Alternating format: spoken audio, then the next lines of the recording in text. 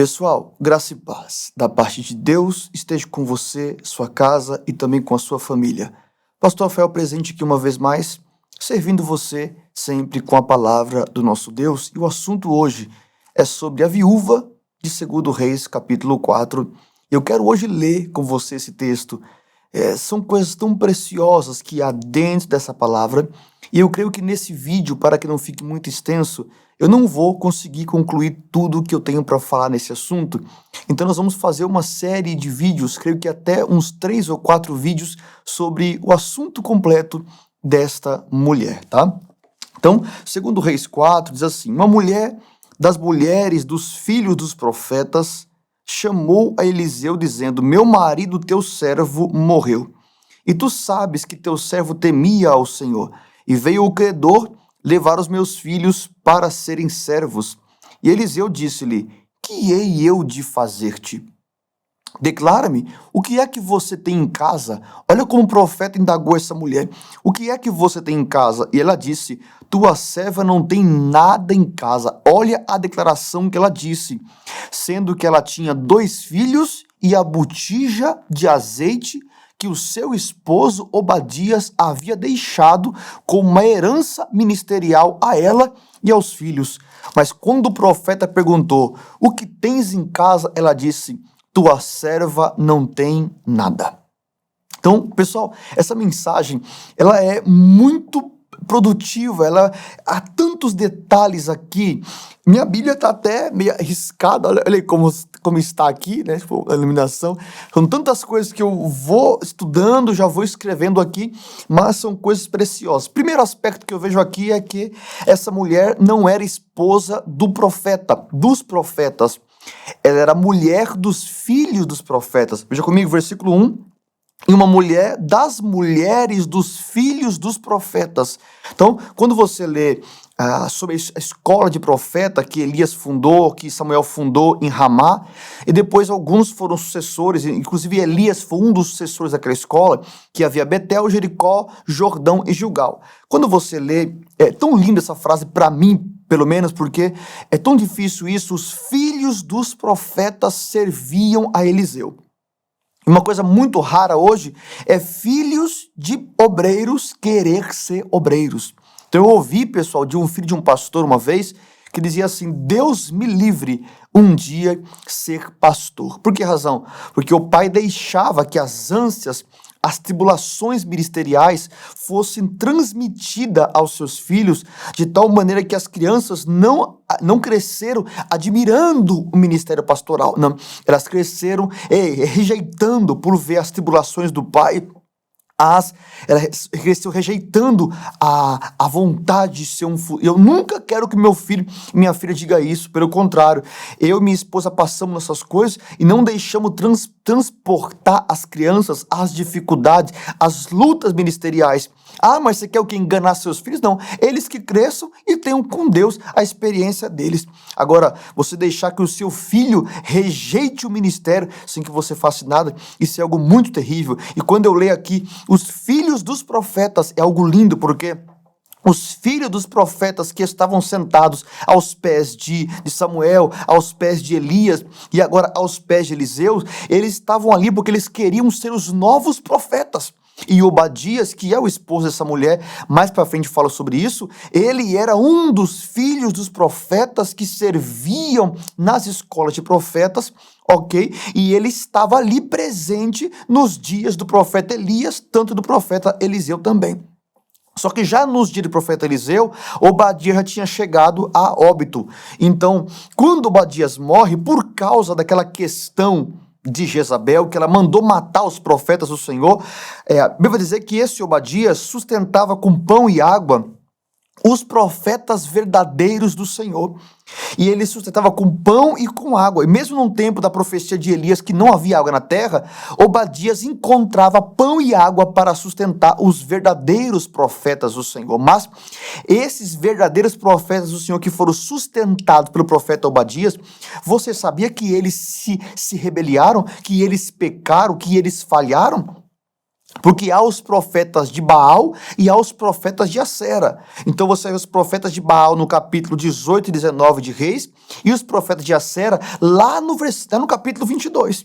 Tá bom? Então os profetas de Baal foram aqueles que Elias matou junto ao ribeiro.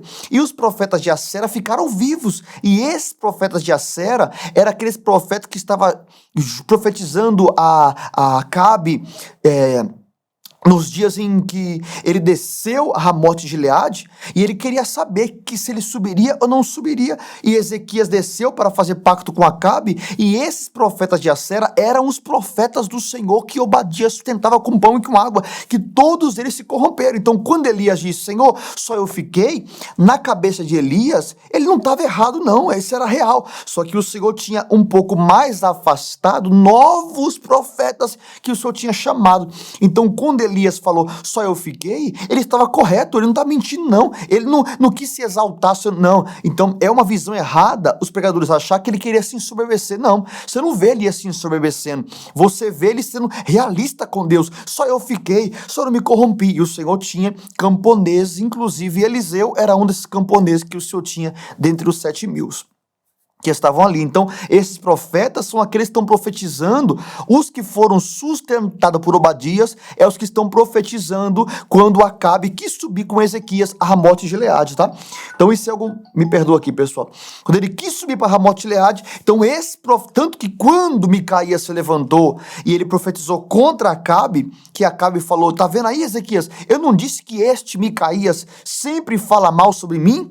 E Ezequias falou, não faço isso não. E quando Ezequias viu os profetas de Acera, que eram de Deus profetizando, Ezequias disse, não há aqui senão um profeta do Senhor a quem podemos consultar. E havia mais de 400 que estavam ali profetizando, sobe que Deus dará vitória. E Deus não ia dar vitória não, porque Deus não estava no pacto de Ezequias com Acabe.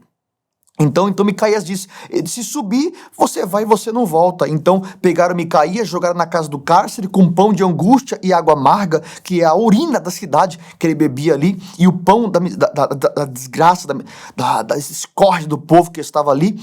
E aí esse Obadias, ele era filho dos profetas que estavam ali. Então esses profetas que Obadias sustentou com pão e água, eles se rebeliaram e eles pecaram e se tornaram agora servos de Jezabel, cultuando a Acera. Então, isso é algo muito, muito grandioso. Quando então Obadias morre, que Eliseu assumiu as carruagens proféticas de Elias, então essa mulher, sendo ela mulher de Obadias, ela foi clamar ao Senhor. Tu sabes que meu marido, teu servo, olha a aplicação que ela fez, meu marido, teu servo, temia ao Senhor. Então ela via características positivas no marido dela. A maior declaração que uma mulher pode dar de um homem é quando um homem teme a Deus. Existem mulheres que falam, meu marido é um grande pregador, o outro, meu marido é um grande ministro, o outro, meu marido é um grande pastor, mas seu marido teme a Deus? Então essa mulher, ela era mulher dos filhos dos profetas e não mulher dos profetas que estavam ali. Versículo 1, e uma mulher das mulheres dos filhos dos profetas clamou a Eliseu. Então, havia muitos filhos de profetas ali também, mas ela clamou ao profeta. Sabe por que razão? Porque ela entendeu quem era o cabeça dos profetas que estavam ali. Então, você, como membro de uma igreja, nunca terá solução se você for se aconselhar com liderados. Você precisa buscar o cabeça. O cabeça é o seu pastor. O cabeça é a sua liderança. Então tem muitas pessoas se aconselhando com o presbítero tal, com o diácono tal, e elas nunca vão entender que a solução que elas precisam não está com os filhos dos profetas, está com o profeta, com o cabeça, com o líder que está ali. Então veja, ela clamou a Eliseu dizendo, meu marido, teu servo, morreu. Tu sabes, ela provocou em Eliseu, você sabe que meu marido temia ao Senhor? E veio o credor levar meus 2 filhos para serem seus servos. Então, aí Eliseu falou o quê? Quer que eu te faça o quê? O que é que você tem em casa? Ela disse, sua serva não tem nada. Então eu coloquei aqui, o credor viu o que essa mulher não pôde ver. Tá? O credor viu o que essa mulher não pôde ver. Porque quando Eliseu falou, o que é que tens em casa? Ela tinha que falar, eu tenho 2 filhos e uma botija. Ela disse, eu não tenho nada. Sabe por quê? Porque ela não via potencial ministerial nos seus filhos. Ela não via a capacidade dos seus filhos se tornar novos filhos dos profetas que estavam ali. Ela disse, eu não tenho nada. Ela chamou a casa Ela chamou os filhos, ela chamou a botija de nada. Porque ela não conseguia enxergar providência de Deus na botija que Obadias... Agora, meus amados, pare e pensa comigo. Quando Eliseu falou para ela, o que é que você tem em casa? Ele queria provocar nela um enxergado espiritual, queria provocar nela uma identificação interna, não algo externo. Ela buscou ajuda fora, e o que ela precisava estava dentro de casa, mas ela não conseguia enxergar.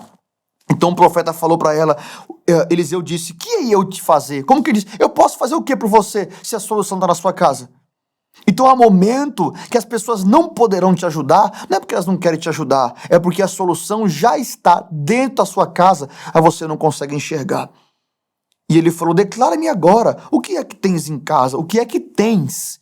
Porque ele sabia que era mais de uma coisa, 2 filhos e a botija. O que é que tens em casa? E ela disse, tua serva não tem nada. Então o credor viu potencial nos filhos em que ela não viu. Agora a pergunta é, por que o credor foi em casa? Porque Obadias amava tanto os filhos dos profetas, ele amava tanto o ministério profético, que para sustentar os profetas de Assera, que acabei de vos dizer, que se corromperam, ele deixou uma dívida tremenda. Porque a água era muito cara, o pão era muito caro, e com o serviço que ele tinha na casa de Acabe, ele não conseguia sustentar sua casa, seus 2 filhos, sua esposa, e ainda profetas de 50, 50, de 100 em 100, numa caverna, só bebendo água, comendo pão. Imagina a quantidade de água, a quantidade de pão que Obadias tinha que levar diariamente para que o ministério profético não viesse à morte. Então a dívida que ele deixou foi muito alta. E o credor não perdoou com a sua morte. Então o credor viu os 2 filhos basta para pagar a dívida de todo o sustento profético que Obadias deixou. Então quando o credor veio buscar os filhos, ele viu nos filhos o potencial que aquela mulher já não via fazia muito tempo. Então o profeta falou, o que é que você tem em casa? Ela diz, tua serva não tem nada em casa. Isso prova que internamente essa mulher sofria de muitas frustrações. Como quem diz, era profeta, temia a Deus, ele morreu e não deixou herança, não deixou nada. Mas Obadias deixou em casa uma botija com um pouco de azeite. E quem sabe aquela mulher olhou para aquela botija e não deu valor para a botija, não valorizou a botija. E agora Eliseu está provocando a mulher e dizendo para ela, o que é que você tem em casa?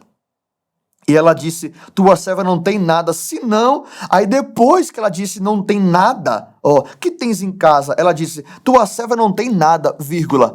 Ela lembrou, quem sabe pelo Espírito, a misericórdia de Deus, senão uma botija... se não uma botija de azeite. Eliseu falou, acabei de fazer você enxergar onde está a solução para o que você precisa, a unção, o instrumento. Quando Obadias morre, ele deixou em casa um instrumento ministerial.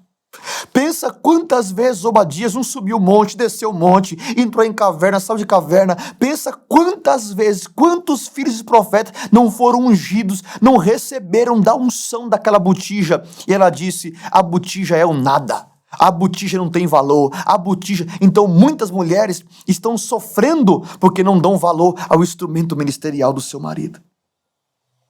Meu Deus! Então o credor viu nos filhos, aquela mulher não pôde ver. Eu coloquei aqui, Obadias aprendeu na escola de profeta que o que ele precisava não era condição financeira, o que ele precisava era a unção na botija. Meu Deus! Que mensagem! Então, quando uma mulher não reconhece o instrumento ministerial do seu marido, eu coloquei aqui na minha Bíblia, meu comentário está aqui, Quando a mulher não reconhece o instrumento ministerial do seu marido, ela vai sofrer muito. Por quê, professor? Porque ela buscou solução fora e já tinha dentro. Tópico 2.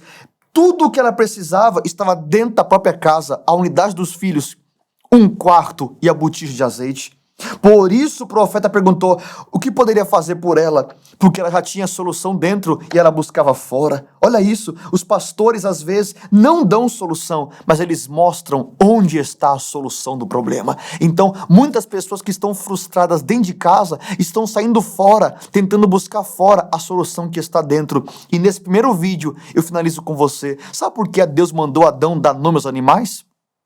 Para que ele pudesse perceber que ele não tinha uma disjuntura, uma companheira. E quando o Senhor fez Adão dormir e da sua ticela, da sua costela, Deus tirou uma matéria-prima para fazer a mulher, Deus queria mostrar para Adão que o que ele precisava não estava fora, estava dentro da própria casa. E nesse primeiro vídeo sobre esta mulher, eu deixo a mensagem a você: não busque fora aquilo que você tem dentro da sua casa. No próximo vídeo, nós daremos continuidade a essa mensagem expositiva sobre a mulher de 2 Reis capítulo 4. Pessoal, não perca o próximo vídeo. Vou falar sobre os vasos emprestados que vieram vazios da casa dos vizinhos, mas foram cheios na casa da viúva. Deus te abençoe. Até o próximo vídeo. Em nome de Jesus, grande abraço. Fique com Deus.